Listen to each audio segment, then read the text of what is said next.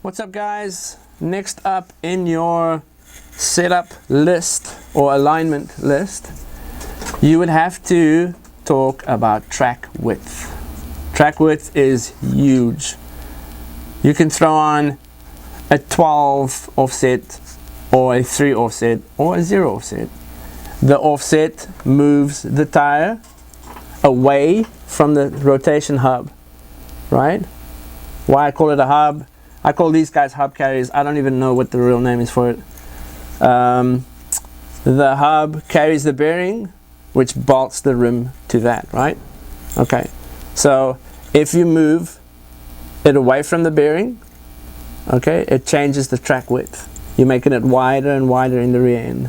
If you look at a Formula 1 car, they run, you know, an HPI kind of style LP35 tire and rim, which means you move it wider and wider on the back, okay? But then you can run the offset too, which you can move the wide tire away from the bearing.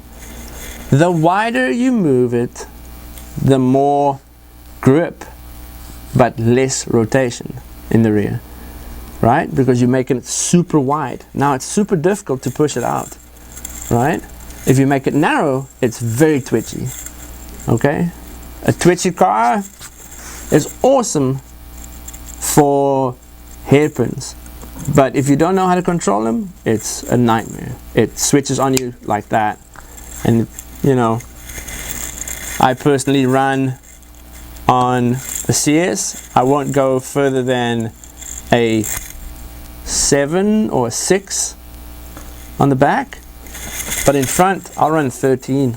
I don't mind. 13 in the front gives me a mad amount of steering, and I can steer even while I fall asleep. I can still catch it. But on the rear, make it a little bit narrower than the front. I usually have the 2 rule. Same with my ride height. I have the 2 millimeter rule. Well, I have the 2 rule. If I run a 7, I'll run a 9. You know, I keep it within the 2s. Yeah, track width, narrow in the rear, wide in the front, like a go-kart or like a stadium truck. You know, big wide front, narrow rear, tons of steering, because a stadium truck or even a go-kart, if you don't know what you're doing, it gets sideways real easy, and if you know what you're doing, you can keep it sideways real easy.